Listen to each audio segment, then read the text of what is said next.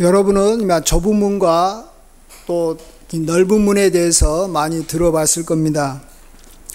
근데 우리가 좀 이것에 대해서 좀 더 이해가 좀 더 필요한 것 같습니다. 좁은 문이라는 것은 생명으로 이른다라는 거예요.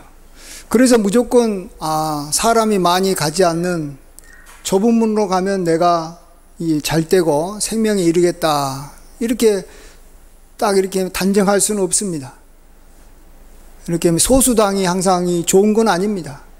많은 사람들의 의견이 이렇게 반영이 되고 또 많은 사람들이 옳다고 하는 것들이 또 옳은 경우가 훨씬 더 많기 때문에 그렇습니다. 오늘 여기 본문에서 너희가 좁은 문으로 들어가야지만이 생명에 이룰 수 있다, 이렇게 말씀하신 것은 사람들이 많이 가지 않는다라는 뜻입니다. 자, 그러면 이 말은 뭡니까? 많은 사람들이 넓은 문으로 가가지고 멸망에 이른다라는 거예요. 우리도 예외가 아니라는 걸 알아야 됩니다. 우리도 멸망으로 가는 문에 갈 가능성이 그렇지 않고 생명의 문으로 가가지고 우리가 복되게 살 가능성보다 훨씬 더 많다라는 것입니다. 왜요? 많은 사람들이 글로 가니까. 많은 사람들이 글로 가기 때문에 우리도 특별하지 않는다라는 거예요. 그래서 우리는 이 말씀은 우리가 혹시 멸망으로 가는 경우가 있을 수도 있으니까, 또 많은 경우가 그러니까 조심하라, 이런 말씀인 것이지, 그냥 이렇게 사람이 이렇게 적은 곳에 가면 그게 옳고 또 많은 사람들이 있는 곳에 가면 그게 잘못됐다, 이런 뜻은 아닙니다. 우리도 한번 인생을 돌아보십시오. 우리가 잘못된 선택을 해가지고 후회한 일이 얼마나 많습니까? 내가 이 친구를 선택할 때도 잘못된 선택을 할 수도 있고, 또 내가 이미 대학교를 선택할 때도 지금 생각해 보면은 그게 아니었는데, 또 우리가 어떤 정치 지도자를 이렇게 선택하고 난 다음에 내가 저 지도자를 내가 선택한 것이 우리나라에 잘못됐었구나 하면서 후회한 적이 얼마나 많습니까? 그래서 사람들은 처음에는 지도자를 선택해 놓고 다 좋다라고 막 했다가 나중에는 다 또 돌아서 가지고 다 싫다라고 합니다. 왜요? 자기가 잘못 선택한 것이죠. 많은 백성들이 잘못 선택하는 것입니다. 이것은 특별히 교회를 선택하고 또 자기를 이렇게 하나님의 말씀을 가르쳐주는 그러한 사람을 선택할 때도 마찬가지인 것입니다. 이단에 빠져서 이렇게 참 인생을 망치고 어려워하는 분들 보면 우리하고 이렇게 다른 사람들 아닙니다. 다 성실한 사람들이고 다 나름대로 믿음이 있는 사람들이고 또 예수님을 믿는 사람들입니다. 근데 그들이 잘못된 지도자, 잘못된 이 목자를 선택했기 때문에 그렇게 된 거예요. 근데 많은 사람들이 그 길로 가다가 이렇게 멸망하는 것이죠.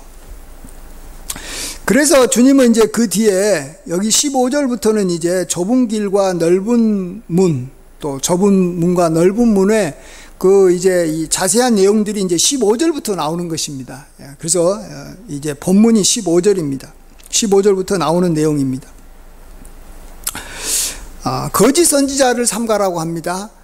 그렇죠. 우리가 거짓 선지자를 이렇게 따라가게 되면 멸망하기 때문에 그렇습니다. 우리는 하나님을 믿으니까 내가 큰 일 없을 것이다, 내가 잘못되지 않을 것이다, 이렇게 생각하지만 그렇지 않습니다. 우리가 하나님 잘 믿어도 내가 하나님을 말하고 하나님의 이름으로 나에게 말씀을 가르치는 사람이 잘못되면 나는 멸망으로 이르는 것입니다. 저는 이렇게 생각해요. 항상 하나님이 우리의 아버지가 된다면 나에게 하나님의 말씀을 가르치는 사람은 어머니와 같다. 그래서 아버지와 어머니가 둘 다 훌륭하고 나를 잘 인도해야지 내가 온전한 길로 가는 것이지, 아버지가 아무리 훌륭해도 아버지가 나에게 모든 걸 이렇게 다 이렇게 필요한 것들을 공급하고 나에게 이끌어도 어머니가 잘못되면 내 인생은 어머니로부터 많은 것을 배우고 본받기 때문에 내 인생이 끝나는 거예요. 여러분, 하나님 내가 잘 믿고 있고 성경책 내가 잘 보고 있고 내가 기도 많이 한다라고 자신하지 마십시오. 그런다고 해가지고 내가 인생이 행복되고 복되게 살 거라고 생각하지 마십시오. 많은 사람들이 잘못된 어머니, 잘못된 거짓 선지자를 만나서 멸망으로 가는 거예요. 하나님을 믿고 하나님 앞에서 신실하고 하나님 앞에서 참으로 이렇게 나름대로 이렇게 복되게 살려고 노력하고 힘써도 거짓 선지자 만나면 끝나는 것입니다. 자, 그러면 이 중요한 것은 그러면 거짓 선지자를 어떻게 분별할 것이냐 하는 것이죠. 이게 굉장히 어렵습니다. 이게 쉽지 않습니다. 왜냐하면 이 사람도 선지자이기 때문에 그렇습니다. 여기 거짓 선지자를 그 뒤에 말할 때 이렇게 말합니다. 22절에 그날에 많은 사람이 나더러 이르기를 주여 주여 우리가 주의 이름으로 선지자 노릇하며, 거짓 선지자가 주의 이름으로 주의 선지자 노릇했다라는 것입니다. 또 주의 이름으로 귀신도 쫓아냈다라는 것입니다. 또 주의 이름으로 많은 권능을 행했다라는 것입니다. 거짓 선지자가 이랬다라는 거예요.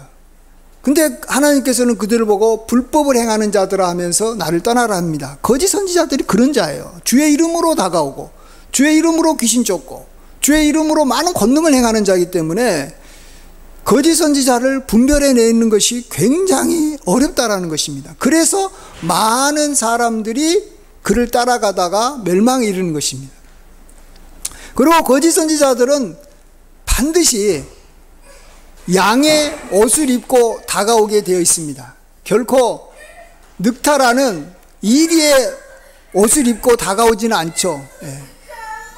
자기는 늑타라는 일이지만 우리에게 다가올 때는 반드시 양의 옷을 입고 다가오기 때문에 우리는 양의 옷을 입기 때문에 다 그가 순하고 나에게 도움이 될 줄 알고 다 그를 따라가는 거예요. 그래서 많은 사람들이 거짓 선지자를 따라가다가 멸망을 당하는 것입니다. 자, 그러면 이제 이러한 거짓 선지자 어떻게 구분하느냐?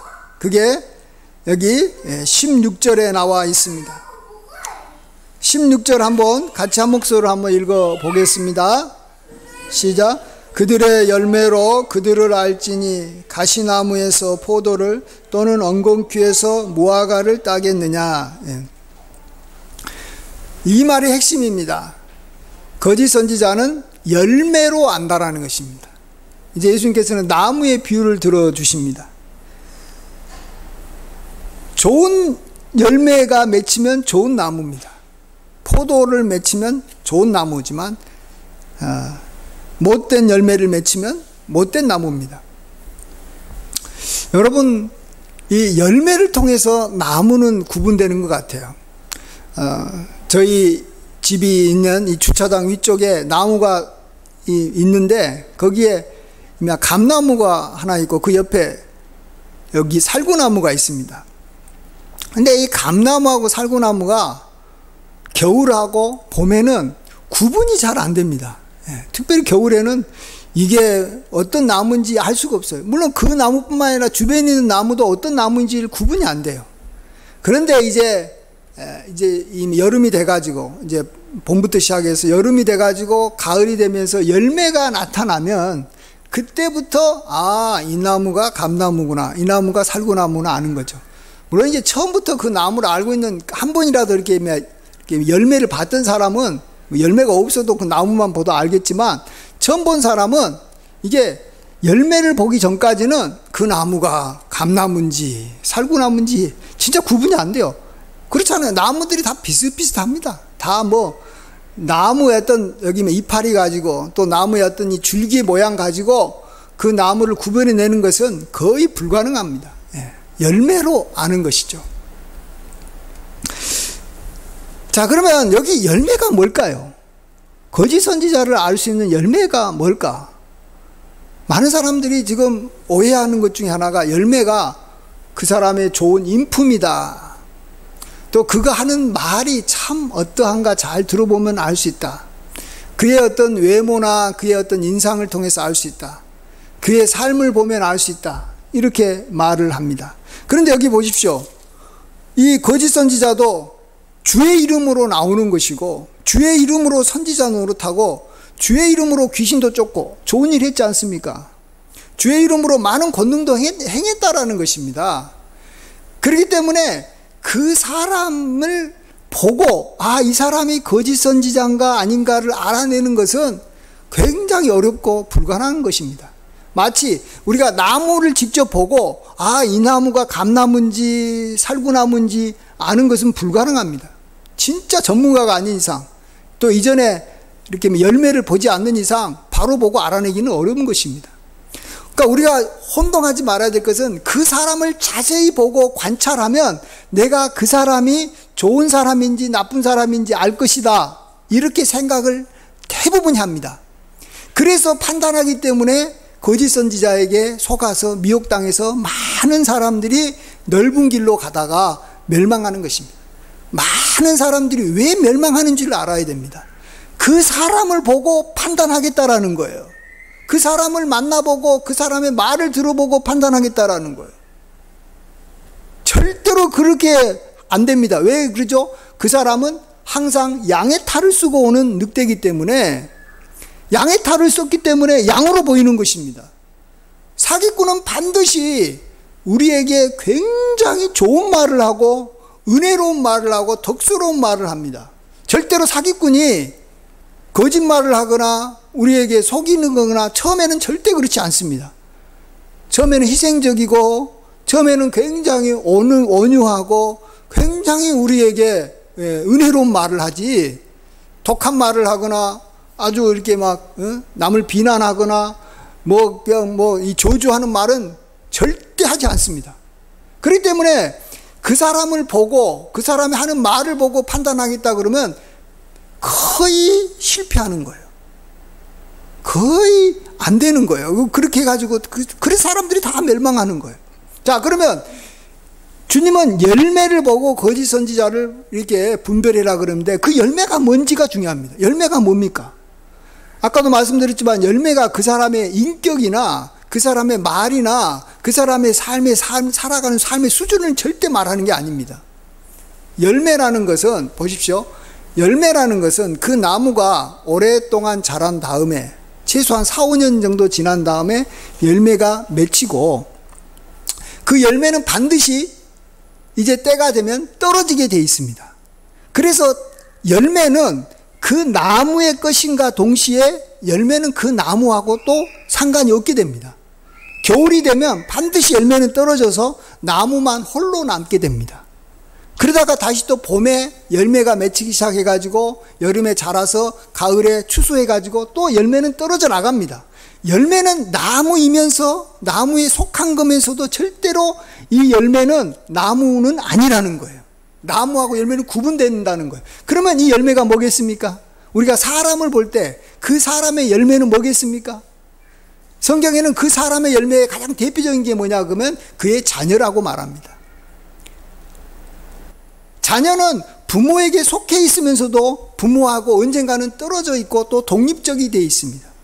그러나 우리가 부모가 자녀를 어떻게 양육하고 그를 위해서 얼마나 기도하고 또 하나님께서 그 부모를 얼마나 축복해 주냐에 따라서 자녀의 삶을 보면 대충 그 부모를 알 수가 있는 것입니다. 또 성경에서 말하는 열매라는 것은 그의 제자를 말하는 것입니다. 제자는 그 스승이 그를 어떻게 가르치고 인도하고 또 그 스승이 얼마나 복된 사람이냐에 따라서 그의 제자들이 어떻게 살아가고 어떠한 삶을 누리는 것이 어느 정도는 결정되고 상당히 많은 영향을 받는 것입니다. 선지자에게 있어서의 열매는 마찬가지입니다. 선지자를 따라서, 특별히 선지자를 잘 따르고 선지자를 이렇게 함께 했던 그 사람들이 선지자의 열매인 것입니다.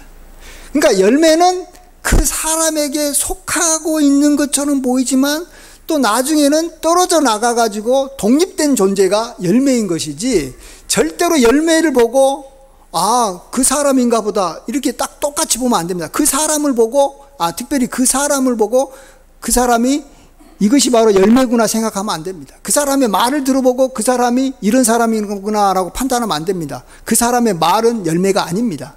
그 사람의 삶은 열매가 아닙니다.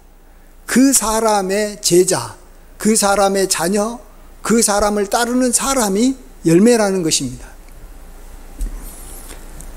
그러면은 쉽게 구분이 되는 거죠. 쉽게 구분이 됩니다. 어렵지 않습니다. 이 선지자라는 것은 자기를 위해서 존재하는 자가 아니지 않습니까? 선지자는 하나님의 말씀을 가르쳐서 그 말씀을 듣는 사람이 복되게 살게 하고자 하나님께서 세운 사람이에요. 스승은 제자를 위해서 존재하는 거예요. 제자가 잘되고 제자가 많은 걸 배우고 제자가 앞길이 열어지기 위해서 스승이 있는 것이지, 만일 스승이 자기는 잘 나가고 자기는 멋있는데 제자들은 다 여기 형편이 없으면 그것은 잘못된 스승이라는 것입니다. 목자는 양을 위해 있는 겁니다. 목자가 훌륭하고 인격적이고 목자가 아주 세련되더라도 양이 굶주리고 양이 어려움을 당하면 그 목자는 사꾼인 목자인 것입니다. 근데 이 목자가 우리가 봤을 때는 이게 외모가 이렇게 피골하고 상접하고 이렇게 인간으로 봤을 때는 이 매력이 하나도 없고 이제 초라한데, 그의 양이 살찌고 풍성하면 이 목자는 훌륭한 목자인 것입니다. 물론 이 목자가 아주 인격적이고 훌륭한 분이 수도 있고, 또 그의 양도 이렇게 풍성하고 복된 그러한 양일 수도 있을 수 있습니다만, 절대로 목자의 모습이 그가 훌륭한 목자인지 선한 목자인지 사꾼인지를 알려주는 건 아니라는 것입니다. 그의 양을 보고 아는 것입니다.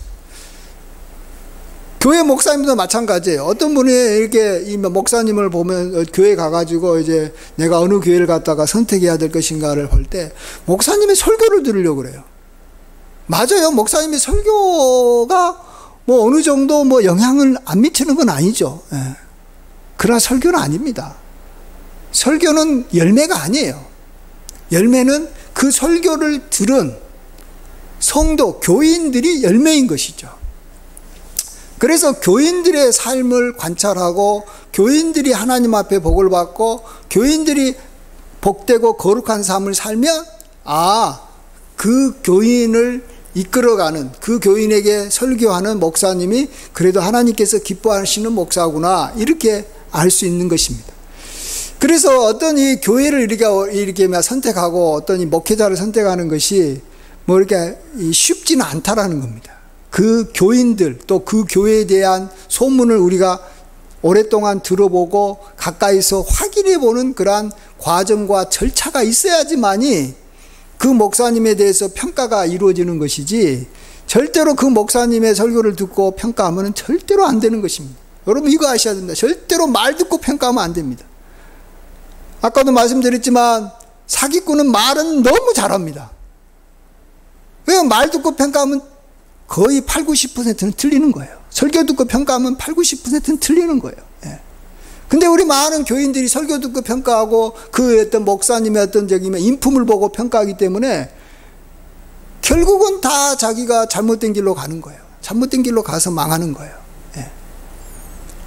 많은 사람들이 열매를 보는 것이 아니라 그 사람을 보고 내가 제대로 평가할 수 있다라는 자신감을 가졌기 때문에 그래요. 우리는 절대로 나도 사람을 보고 평가할 수 있는 능력이 없고, 또 그 사람이 만일 잘못됐다면 절대로 자기의 잘못된 것을 나한테 안 보여줄 거기 때문에 나는 그 사람만 보고 평가했다가는 실패할 수 있다는 걸 알아야 됩니다. 여기서는 앞으로 우리 청년들이 자기의 배우자를 택할 때도 마찬가지예요. 그 배우자를 내가 오랫동안 사귀고 그 배우자를 알아가면 내가 이 사람이 앞으로 나의 배우자가 될 사람이 좋은 사람인지 알 것이다. 착각하지 마십시오. 많은 사람들이 다 연애하고 다 오랫동안 그 사람에 대해서 알아가고 좋아했는데 나중에 결혼해가지고 막상 생활하면 자기가 너무 구타당하고 자기가 인격적으로 막 무시당하고 굉장히 어려움을 많이 당해서 자기 잘못이 잘못됐다라고 대부분이 이야기합니다. 왜 그랬습니까? 열매를 보고 판단한 것이 아니라 그 사람을 보고 판단하려고 했기 때문에 그런 거예요. 근데 이 사람의 열매가 없는 경우에는 이렇게 이 결혼의 대상자를 우리가 이렇게 선택할 때는 그 열매가 쉽게 안 나타나거든요. 아직 그의 자녀도 없고 그가 또 뭐 그에게 어떤 영향을 받는 사람들이 별로 없는 젊은이기 때문에 알 수가 없는 거예요. 열매가 없는 사람을 우리가 판단한다라는 것은 굉장히 어려운 거예요. 네.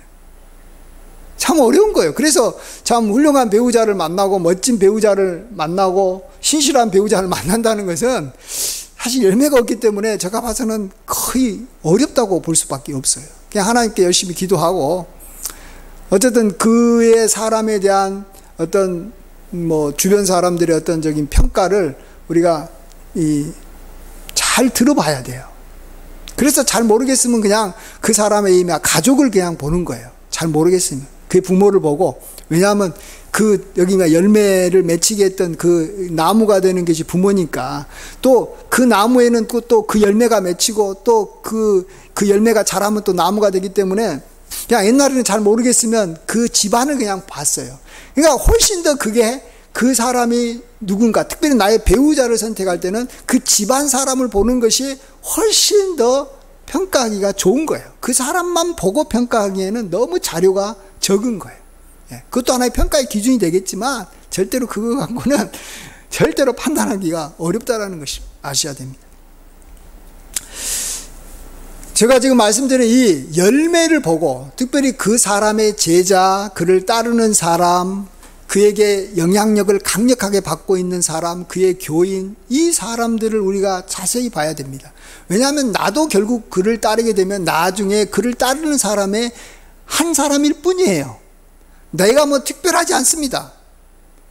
내가 이단에 들어가면 지금 이단에 들어가가지고 고통을 당하고 있는 사람의 한 사람이 될 뿐이지, 내가 하나님 잘 믿고 내가 믿음 생활 잘했다고 다 이야기하지만 나도 똑같은 거예요.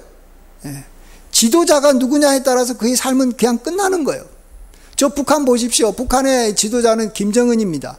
그렇기 때문에 김정은이 밑에 있으면 북한에 훌륭하신 분들 어마어마하게 많지만 다 힘들게 살아가네요. 몇몇 사람들만 빼놓고, 평양에 사는 당원들 몇몇 사람들만 빼놓고 다 고통스럽게 사는 거예요. 그거 어쩔 수 없는 거예요. 내가 하나님 잘 믿고 내가 기도 열심히 하고 내가 뭐 열심히 살면 다 잘 될 거라고 절대 그렇게 착각하지 마십시오. 그 생각 때문에 우리가 멸망하는 거예요. 내가 따르는 사람이 누구냐에 따라서 그가 참된 선지자고 하나님께서 기뻐하는 사람이면 나는 잘 될 것이고, 그가 잘못된 사람이고 거짓된 사람이면 나는 반드시 멸망한다라는 거예요. 물론 우리는 기본적으로 예수님을 따르기 때문에 우리는 풍성한 삶을 살 수 있는 모든 것을 많이 갖추긴 갖췄어요. 그래서 복되게 살 가능성은 굉장히 많습니다. 그런데 이 예수님의 이름으로 다가와서 말씀을 가르치는 사람이 누구냐에 따라서 결정적으로 결정되는 것입니다. 그래서 그 사람을 판단할 때는 반드시 열매를 보고 판단해야지, 그 사람을 보고 판단하려고 하면 반드시 망한다. 우리가 사람을 볼 때도 반드시 그 사람의 말 듣고 그 사람 자체만 보고 판단하려고 하지는 마셔야 된다는 거예요. 이게 얼마나 중요하냐 그러면 그 뒤에 이제 같은 말인데 또 다시 좁은 길, 넓은 길, 생명의 길, 멸망의 길을 또 한 번 다시 설명해 주는, 주님께서 웬만하면 비유를 2번 이렇게 다른 걸로 말하는 경우는 없어요. 그럼 오직 이 케이스만, 좋은 나무, 나쁜 나무에 대해서 이야기하고 그 다음에는 다시 또 한 번 똑같은 내용입니다. 다시 여기 반석 위에 집을 세운 사람, 또 모래 위에 세운 사람 또 이야기합니다. 이건 그 앞에 좁은 길, 넓은 길을 이야기했던 것과 같은 거예요. 어차피 비유가 3번 나오는 거예요. 얼마나 중요했으면 한 주제를 가지고 3가지의 비유를 이야기한 케이스는 이 케이스밖에 없는 거예요. 얼마나 우리에게 예수님께서 반복적으로 가르쳐주고 싶었던 케이스예요. 자, 그러면 여러분, 여기서 이제 우리는 다 이 반석 위에 집을 세우는 사람이 돼야 되겠죠. 그래야지 멸망하지 않으니까. 그래야지만이 나중에 언젠가는 이제 바람이 불고 언젠가는 이제 이 비가, 창수가 쏟아질 텐데 그때 무너지지 않을 거니까. 그래서 우리 생명이 유지되고 우리가 생명 가운데 살아가게 되기 때문에 반석 위에 우리가 집을 지어야 됩니다. 근데 우리는 많은 경우에 반석 위에 지으는 사람의 특징은 하나님의 말씀을 듣고 따르는 사람이라고 생각합니다. 성경에도 그런 비슷한 말이 나왔어요. 우리 한번 24절 한번 읽어봅시다. 24절 시작. 그러므로 누구든지 나의 이 말을 듣고 행하는 자는 그 집을 반석 위에 지은 지혜로운 사람 같으리니. 여기 보면 주의 말씀을 듣고 행하는 자는 반석 위에 지은 사람인가 보다. 그래서 우리가 하나님 말씀 잘 듣고 말씀 따르면 되겠지 이렇게 생각을 합니다. 근데 여러분 생각해 보십시오. 누가 하나님의 말씀을 잘 듣고 하나님 말씀에 잘 순종하는 사람이 누가 있습니까? 몇 명이나 있습니까? 여러분 자신 있으세요? 하나님 말씀 잘 순종할 자신 있으세요? 하나님의 말씀을 우리가 깊이 있게 좀 들어가 보면 우리의 마음과 생각까지도 우리가 참 바르게 해야 되는데 하나님 말씀 제대로 순종한 사람 없습니다. 그래서 성경은 의인은 없나니 하나도 없고 다 죄인이라고 말한 이유가 말씀대로 안 살기 때문에 그래요. 그리고 구약의 역사 보십시오. 구약에 다 모든 사람들이 다 범죄하고 웬만하면 다 이렇게 멸망의 길로 갔지 하나님 말씀에 순종해가지고 하나님 앞에 은혜 받은 사람은 극소수에 불과합니다. 욥이나 노아나 이런 몇몇 사람들 빼놓고는 다 잘못된 길로 갑니다. 그러면 반석 위에 집을 세울 사람은 몇 명 없는 거예요. 그러면 결국은 아무도 반석 위에 집을 못 짓는다는 말입니다. 여러분 그걸 아셔야 됩니다. 내가 하나님 말씀 잘 듣고 순종하면은 반석 위에 집을 세울 것이다. 말은 맞죠. 그러나 실질적으로 그럴 사람은 없어요. 그래서 다 우리가 이렇게 멸망의 길로 가는 거예요. 그렇기 때문에 예수님은 우리에게 한 단어에 우리가 초점을 맞추기를 원합니다. 24절 다시 한번 보십시오. 누구든지 나의 말이에요? 이 말이에요. 예수님의 말이 아니에요. 나의 뭐라고요? 이 말을 듣고. 그러면 이 말이 뭐냐? 이 말이 뭔가를 아는 거예요. 이 말이 뭐라고요? 이 말이 뭡니까? 너가 선지자를 볼 때, 거짓 선지자를 볼 때는 열매를 보고 판단하라. 이 말이에요. 이걸 다른 번역에서는 내가 지금 너희에게 이르는 말을 듣고 행하는 자는 반석 위에 세운 사람과 같다 이렇게 말합니다. 반석 위에 자기 집을 세운 사람과 같다. 그러니까 예수님이 선지자를 분별하는 그러한 기준을 말해줬을 때 정말로 그것을 마음에 새긴 사람은 반드시 망하지 않습니다. 우리가 성경 모든 말씀을 지키면 얼마나 좋겠습니까? 그러나 그것은 불가능하기 때문에 우리는 최소한 가능한 할 수 있는 하나님의 말씀에 집중해야 됩니다. 그게 뭐라고요? 너가 정말로 사람을 볼 때는 열매를 바라라는 거예요. 그 사람의 외모나 그 사람의 말이나 그 사람 자체를 보려고 하지 말아라는 거예요. 여러분 이 말이요, 제가 지금 말할 때는 그런가 보고 한가 보다 이렇게 하지만 실제 나가서 또 사람들 만나고 지내다 보면 그냥 그 사람을 보고 판단하려고 하지 그 사람의 열매를 보고 판단하려고 하지는 않은 거예요. 그러려면 많은 데이터가 있어야 되고 그의 어떤 열매를 이렇게 살펴봐야 되고 그를 이렇게 따르는 사람들을 알아봐야 되기 때문에 머리가 아프고 복잡해요. 그리고 또 그를 따르는 사람들 보면 또 어떤 사람은 또 이렇게 잘된 사람이 있고 또 어떤 사람은 또 잘못된 사람도 있어요. 그러니까 헷갈리는 거예요. 예. 어려워요. 그게 쉬운 일이 아니에요. 그렇잖아요. 아무리 이 참된 선지자라고 해도 그 참된 선지자를 따르는 사람들이 다 잘되거나 복받지는 않아요. 그러나 대부분이 복받고 잘되기 때문에 이제 어느 정도 이렇게 판단할 수 있죠. 어떤 나무가 있어요. 근데 그 나무에게 맺힌 열매를 보면 그 나무는 대충 알지만 그 열매 자체 중에서 어떤 열매는 작은 열매도 있고 좀 약간 썩은 열매도 있고 벌레 먹은 열매도 있어요. 그러다 보니까 이게 열매가 좋은 열매라는 건 알겠는데 썩은 좋은 열매니까 이게 좋은 열매로 봐야 되나 썩은 열매로 봐야 되나 헷갈릴 수도 있어요. 그러니까 열매를 보고 판단한다라는 것이 머리 아픈 거예요. 그래서 다 열매를 보고 판단 안 하려고 그래요. 그러다가 결국은 이 주님의 말씀, 이 선지자를 판단할 때 열매를 봐라라는 말씀을 무시해버리니까 결국 우리는 거짓 선지자를 택하게 되고 거짓 선지자를 택하게 되니까 결국은 멸망하는 거예요. 그래서 우리가 이렇게 여기 모래 위에 집을 짓는 사람처럼 돼가지고 하나님은 언젠가 모래 위에 짓는 집은 그게 모래 위에 짓는 집이라는 걸 보여줘야 되고 또 반석 위에 집을 지은 건 그게 온전한 걸 보여줘야 되기 때문에 반드시 언젠가는 바람이 강하게 불고 언젠가는 창수가 나가지고 홍수가 나는 일이 반드시 오게 돼 있는데, 그때 주님의 이 교훈에 관심을 안 가진 사람은 거짓 선지자를 만나서 결국은 멸망으로 가버리는 거예요. 멸망으로 가는 거예요. 예.